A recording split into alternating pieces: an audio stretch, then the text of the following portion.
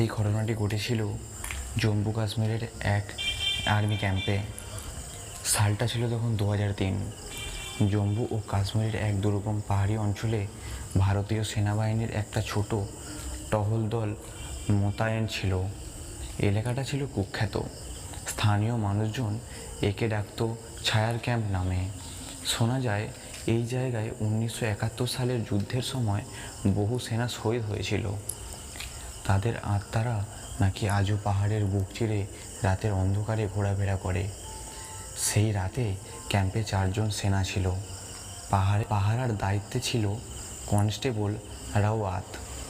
রাত প্রায় 1:30 নাগাদ হঠাৎই সে দেখতে পায় একজন অচেনা সেনা ধীরে ধীরে বনের দিকে থেকে ক্যাম্পের দিকে আসছে। রাওয়াত তাকে থামতে বলে, বারবার জিজ্ঞাসা করে কে ওখানে, কিন্তু কেউ কোনো উত্তর দেয় না। সে যখন এগিয়ে আসে, রাওয়াত দেখে তার ইউনিফর্মটা একেবারে পুরনো, ঠিক যেন 1971 সালের যুদ্ধের সময়কার। ঘামের ছোঁয়া এসে যায় কনস্টেবল রাওয়াতের কপালে। সে আবার চিৎকার করে ওঠে, কোথা থেকে এসেছো? কিন্তু এবারও কোনো উত্তর নেই।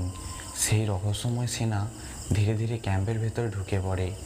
রাওয়াত তার পেছনে ছুটে যায়, কিন্তু তারপর পরদিন সকালে উদ্ধারকারী দল ক্যাম্পে পৌঁছে দেখে 4 জন সেনার কেউই আর বেঁচে নেই।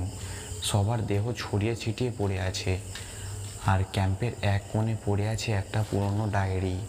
তার শেষ পাতায় শুধু একটাই লাইন লেখা, ওরা ফিরে এসেছে।